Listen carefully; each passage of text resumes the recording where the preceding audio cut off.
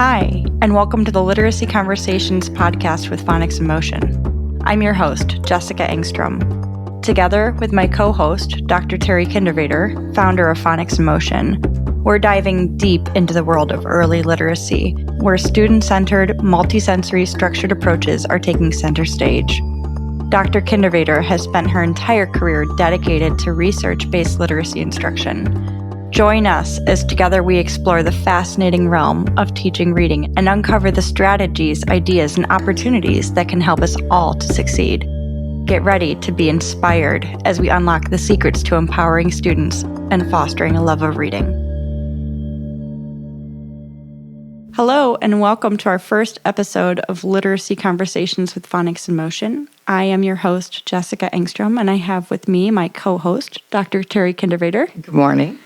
And we wanted to give you a little bit of background information about us in this first episode before we dive into the origins of phonics in motion. So let's start with me, because I'm the quicker one.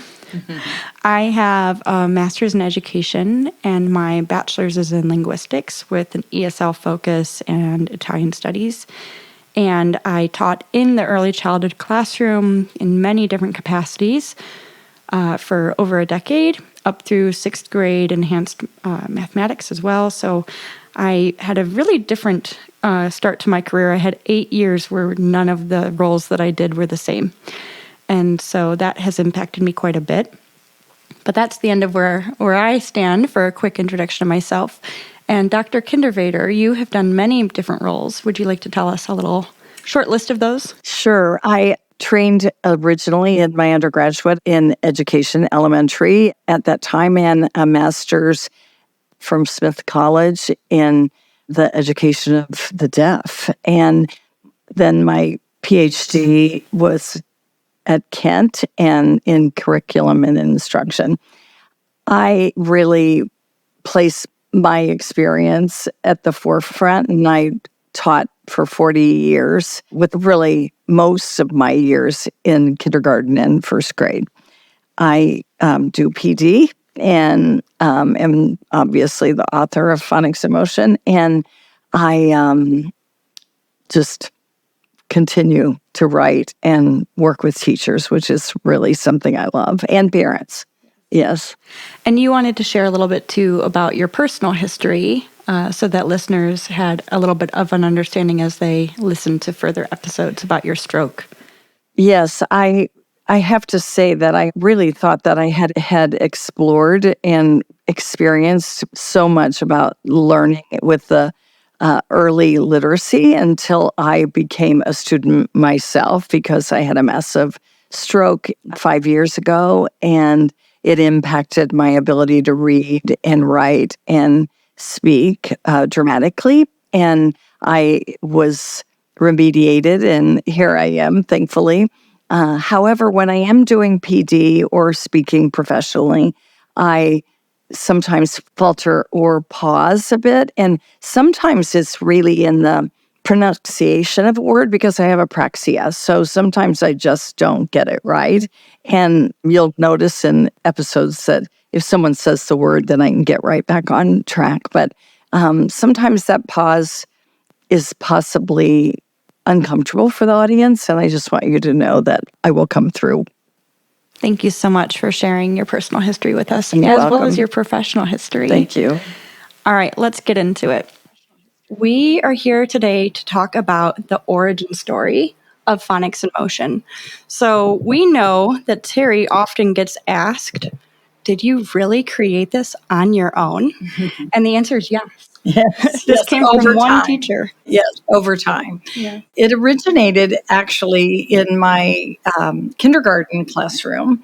I had taught at that time profoundly deaf children in Massachusetts. And at that time, that was the category, if you were. It was profoundly deaf, because there was really no AM equipment or cochlear implants, but as we've moved forth, many children with hearing impairments have used phonics in motion.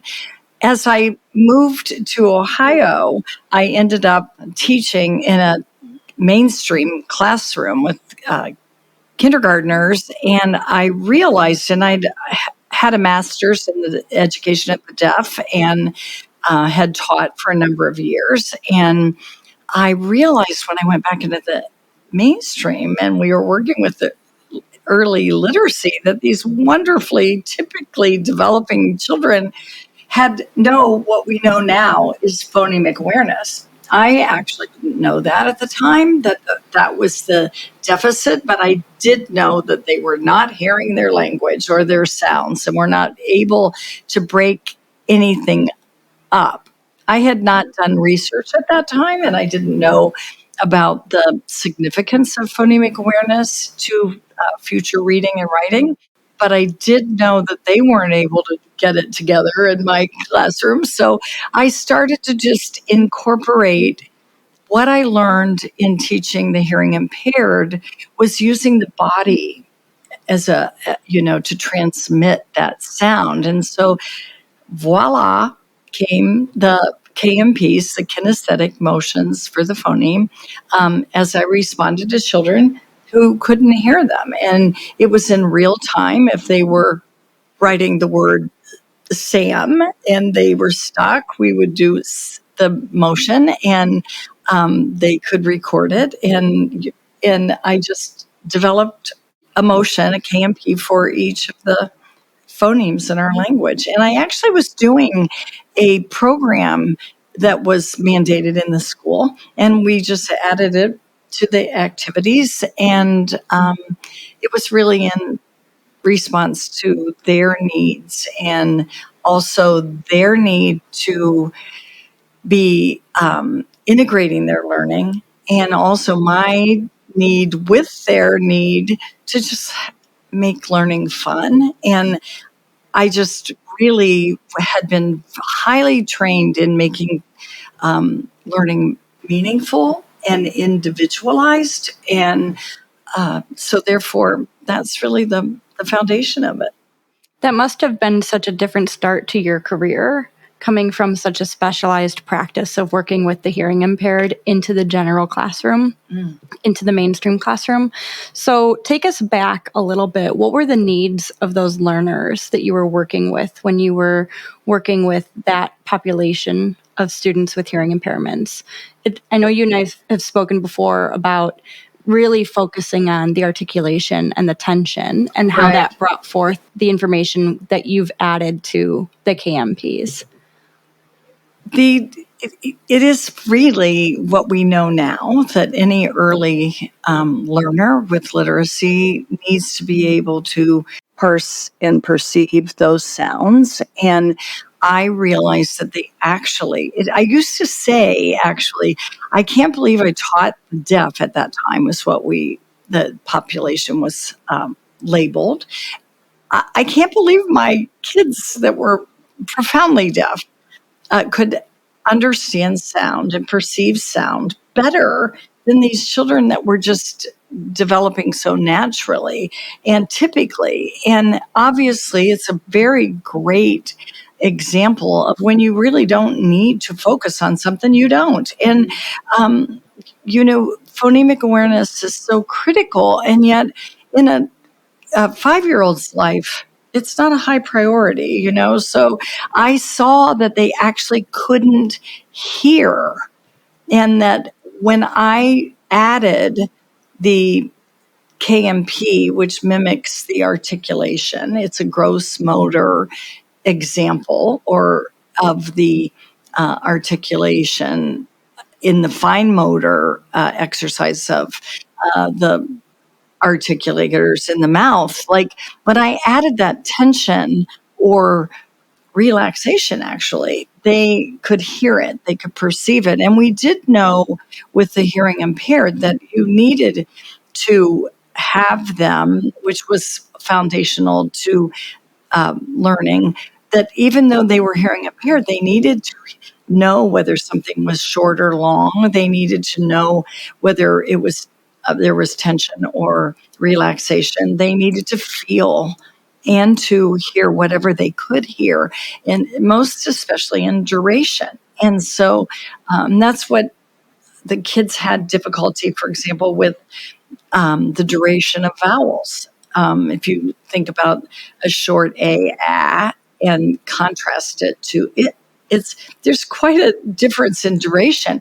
And we taught the hearing impaired to listen for that. And the motions, or the KMPs, actually demonstrate that in a one-to-one, because the itty bitty eye is just as fast as it can be. And that really was where I just wanted them to understand these intricate patterns, and they didn't need to know the names, and actually that was really how I brought it to the classroom. And then I developed the reading and writing monster, because that was the way I was able to take that KMP and sound and map it in a very explicit way to print, and then also develop the formation of the letter. And that was really how it all began in my classroom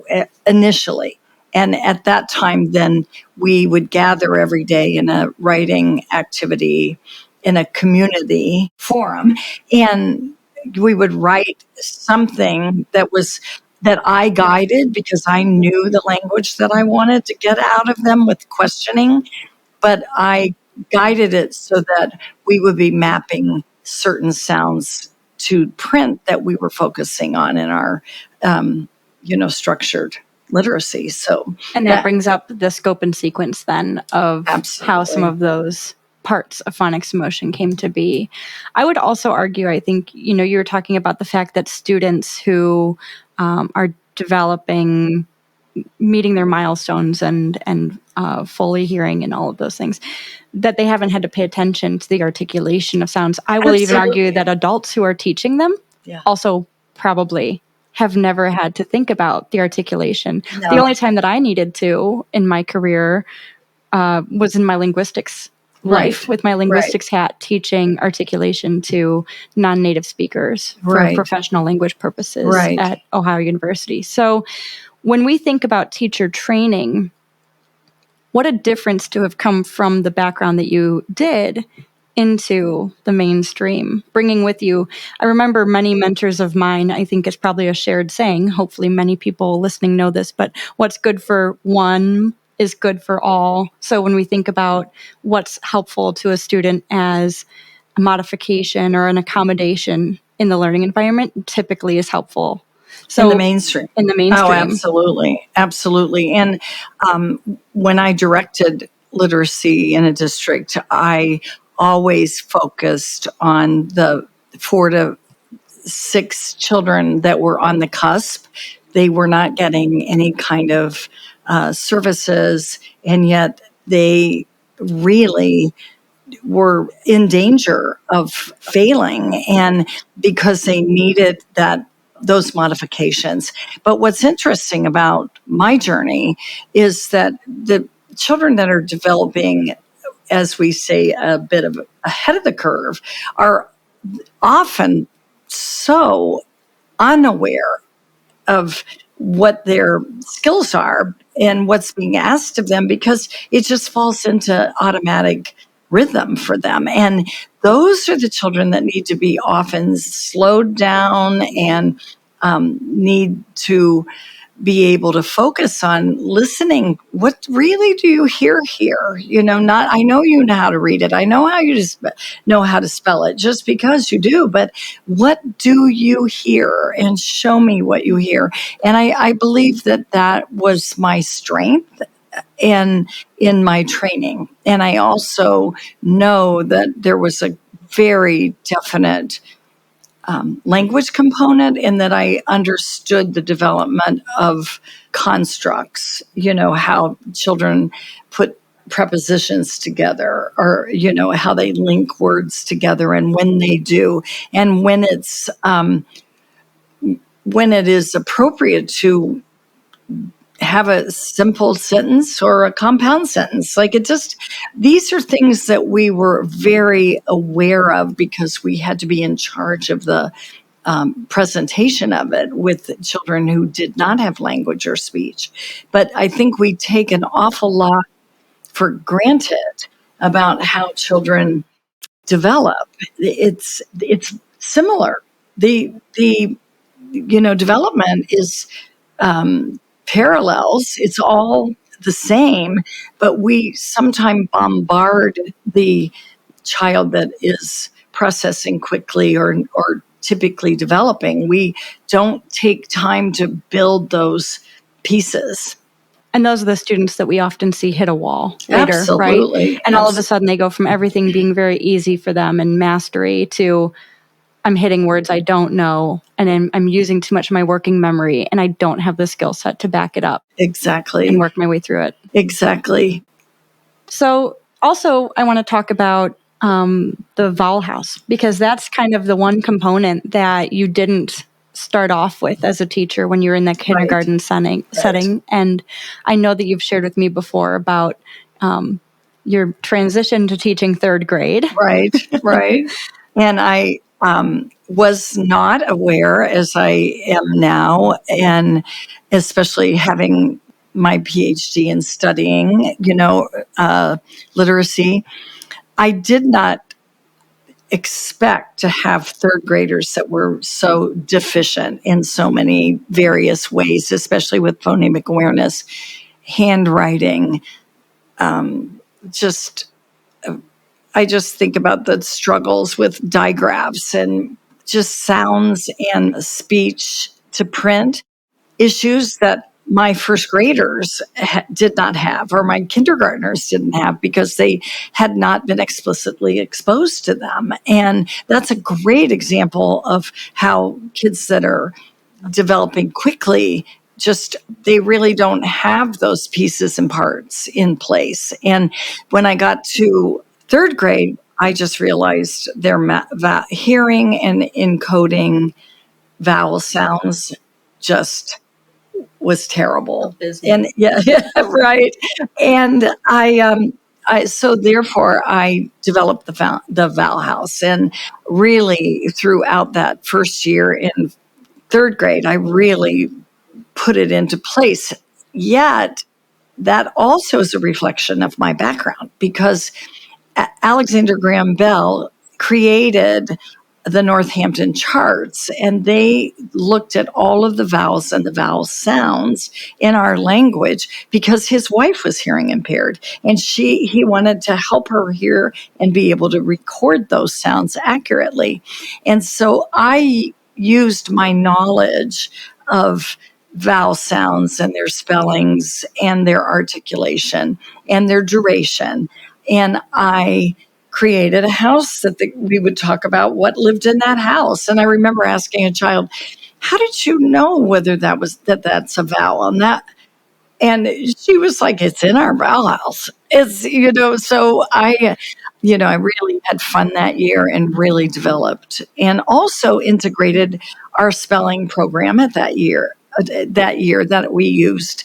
Everything was built around the vowel house. Well, I love that everything with phonics in motion begins with what do you hear? Exactly. And it's asking an engagement of the students, and it's asking them to own what they do know. Right. And then the teacher can either correct if there's an error, like we've talked about before, or they can go back and help with, that is what you hear, and here's how we map that. Right. E escapes. Exactly. Yeah. So they have power then in ownership of what do you hear. And it also takes you back to that phonemic awareness level, asking the student to engage differently. Absolutely. We all know professionally that that's where it begins. But are we kid watchers, and are we able to discern that a child, we say that, but that a child is not hearing or is not coding what they hear accurately? I remember a child observing a teacher ask a child, it was something as simple as the word bed, and the child had written BID, and the teacher said, BID, bed? And the child just responded, oh, BOD? And then the teacher had a look, and the child said, BUD? But never asking the child, what do you hear? And if the child said, and had written I, then we know they're hearing, but there's a mismatch in the coding of it. And that's an easy fix. But, or are they not hearing it? That's a different fix. And so it's just really critical to say, show me what you hear. Right. And you have to have a way of doing that. Well, and in the case of the guessing child, that And also adult. Yeah. that also makes it feel very elusive, as we know the phoneme is, but it makes the literacy part of the skill feel unattainable. Right. If you're not sure and you have to guess and check with a teacher, think about what that's doing to the learning for that child. It's really an obstacle that we really could study easily. All of us, it doesn't matter if you did a survey of people on the street. We know we learned our vowels. We know we learned our vowels in first grade. That's where it all starts, and that's where people think about learning their vowels. And if you ask many, many, many adults, can you spell? And they're like, oh, But the reality is that it causes a lot of uncertainty and lack of confidence in yourself. It's critical. And if you have a way at getting at it, then that's the key. The key is clearly, I really don't care whether you know it or not. Let's just show me what you're hearing so I can show you how to be confident about what you're encoding or asking the question. I remember a little one writing something like ship, and it was a really gifted third grader. And he looked up at me, and it was at the very beginning of the year, and he said, is that the CH or the SH? I know it's not the PH. And right there, he didn't have the strategy of listening and then, the clear path to match that sound accurately to its print. And as soon as I introduced the motions and then the story about Big Troublemaker H, then it was a done deal. He knew it. He knew a strategy when he was unsure to fix it. And that's really what we need to think about. But we also need to I'm responding to one child, and, you need to have a spiraling curriculum so that they have all of those multiple demonstrations so that they're like, oh, that's mine. That's the one I need. Right. And the flexibility in teaching to go back and re-engage what you've already covered, not saying, well, that was yesterday's page and we have more activities to do today, so we're not going to go back to that. Right. So that's that interactive part of phonics in motion that I think allows the teachers to be professionals in their planning and their kid watching and their choices. Right. And it allows kids to be professional students, professional kids in engaging with what they know and owning it early. Exactly. So I want to go back over, because obviously starting early on in your career, early on-ish, with the KMPs and the handwriting monster, the writing routine, and the language calendar, and then adding the vowel house. This has evolved. This didn't just happen overnight. This isn't a today thing where we have this beautiful scope and sequence and a website and all these resources. I actually had a colleague of mine that I taught with say, I have that binder. I have that binder from probably 15 years ago. And I said, I didn't know there was a binder. Right. So how did this evolve from one teacher in your classroom with your practices of what you knew your students needed to engage and have that deep, rich learning into a website? How do we go from in your classroom to what we have today? Lots of years. It was something I did in my classroom, and I did everything else was mandated to do. But the format and routines were built around the language calendar, the vowel house, the reading and writing monster, and of course the KMPs.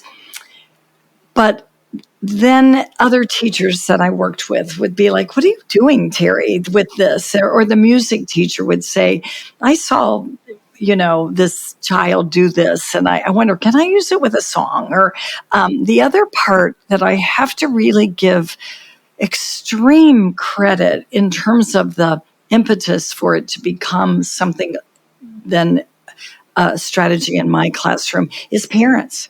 Parents would come and say, "Oh my gosh, my child's doing this at home.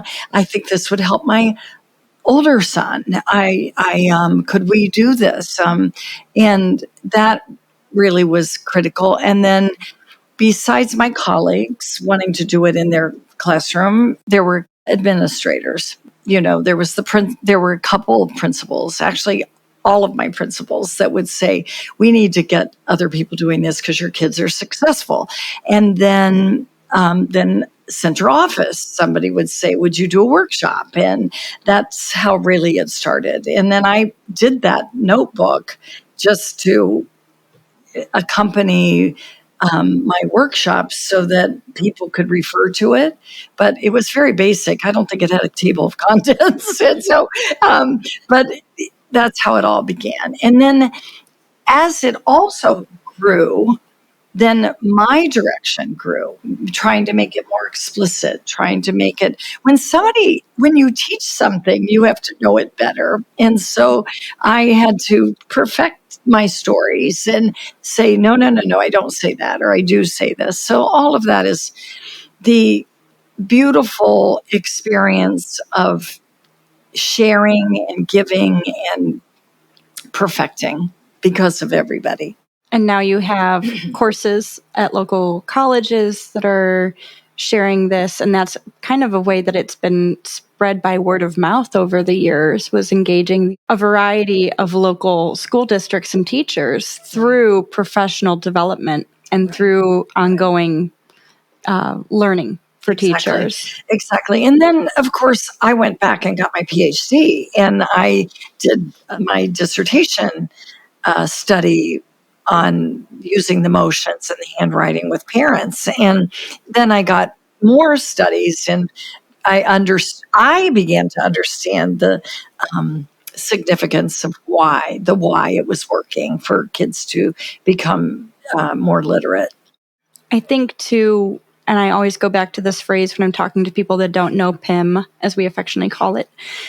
People that don't know PIM, when I say it's beautifully simplistic, right? So it's quick routines, efficient routines, predictable routines, but yet the content changes quickly enough that you continue to engage students. And it's flexible enough for teachers to make professional choices to work with students and to leave time for the students' needs. It's not overly scripted. It's not underly scripted. Right. It's just right there in the middle. And so it's this simplistic option, and yet there's such beautiful depth to everything inside of each routine and the way that works with what we know about teaching and what we know about learning. I think in response to that comment, I say thank you. And I also want to acknowledge the fact that I taught hearing impaired preschoolers. I taught upper school, 10 to 15-year-olds reading and writing and speech. I'm trained in that. Also, I've taught kindergarten and third grade, and spent most of my life, I feel like, in first grade. And when I studied for my PhD, I realized that I have such a unique experience. I have, not only do I know the studies and understand them and the science of reading, but I also went back and saw the application and the routines to make sure every child, when you have set 27 first graders, are, developing those skills. I just think I had I wouldn't say it's a bird's eye view because it wasn't, but it's comprehensive. And an example is watching during February, kids writing the word love and none of them putting an E at the end. And then me adding that to my repertoire, that I made up a song where there's a V, there's an E at the end, and we would sing it, and then pretty soon have that list of give and shove and love, and we would practice it. But all of that came out of my classroom. You can read that in a study or in terms of all of the critical spellings or whatever in our language. But, when you're seeing a little 6-year-old wanting to write a letter to his grandmother and he's wants to know how to spell, love, you want to stick. I had the understanding that was because of especially teaching the deaf, but let's get this song going. So that then the next week when I wrote that somebody in the central office came to give us something, and I wrote give, or gave on the calendar with them. They gave us this. Then all of a sudden, a little one's like, where there's a V, there's an E. And then so that just became part of our repertoire. That's that integration that is very difficult to write about. It's very difficult for a new teacher to learn. How do I do that? But when you engage those kids and they're singing it, it's like when you have the big mouth E at the end of the word, and all of a sudden you're getting ready to write it on the language calendar, and one of them says, big mouth E comes sneaking around. You're like, and then the other kids are like, whoa. And then all of a sudden you're integrating it in a real situation. Right. Well, and coming to phonics in motion after having been in the classroom myself for 13 years with a linguistics background, I had a very critical eye coming in. Absolutely. And I don't think I've ever told you that, but I'm going, I've seen a lot of different programs. I've seen a lot of different curricula. I've seen a lot of different things that claim. But for me, the actual student-centered nature and engagement with phonics in motion and accuracy when it comes to these linguistic principles that most teachers in their teacher prep programs maybe aren't learning. Right. I was blown away. Oh. I was blown away. I don't think I've ever said that, but I was very critical because I had high expectations out of what I wanted to engage with. And so that's part of why I continue to work with phonics in motion, because I believe in it and I see what it can do. And I see it with my own children, because I've obviously started it with phonics in motion after being in the classroom, but it makes me think back to very specific students over the course of my career that I think, had I just had phonics in motion, I can name them. I can see them. I can see their struggles. And their parents' faces. And I can name them. And it just, it's heartbreaking. We all want to know better and do better. Absolutely. And so for me, that's what I believe the power of phonics in motion is. And you've had students come back who are now teachers that absolutely are still using it, and parents, like their parents, and they text me and say, "I'm using this with my baby." One of the things about my understanding of curriculum and my background that has really, I think, been so in the forefront for me, and I don't think I've ever shared this, is that I used to watch a master teacher every day when I was in my master's program and teaching at a wonderful center in Massachusetts. I gave up my free periods, would go watch her because she was so amazing, and I wanted to be her. And I remember when she was teaching, she taught us language and language structure and just all of the intricacies of giving a child an ability to understand how to use language. And one class I'll never forget, and I think this speaks to all of the questions we have. It's one thing to have this curriculum and scope and sequence, and you've got the kids flying through it, but it's really for the teacher to know where they are going to get to that functional end. And she used to say to us before the end of class, what are you teaching today or modeling today that you're going to ask those children to begin to use 3 weeks from now? And we used to have to write it down. But if we were teaching gerunds, we would have to ask a question like, what do you like to do? Like, what do you enjoy doing? If you were doing participles, if you were going to do that in 3 weeks, you had to be in conversation with them. Say, what did you like to do at that party? And they would say, I like to do. And then you're like, I'm setting that pattern because I'm going to expect them to write it in 3 weeks.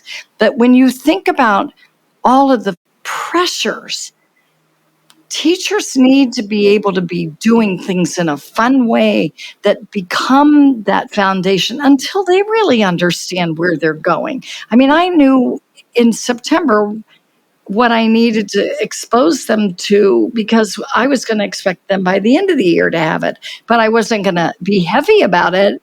I was just going to expose. And so you have to have something that spirals. Right. And that's critical. Right. Wow.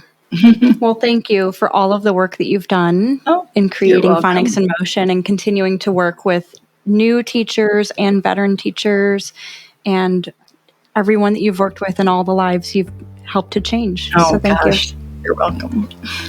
So we will meet with you next time, and thank you for listening to our conversations with Phonics in Motion. Bye.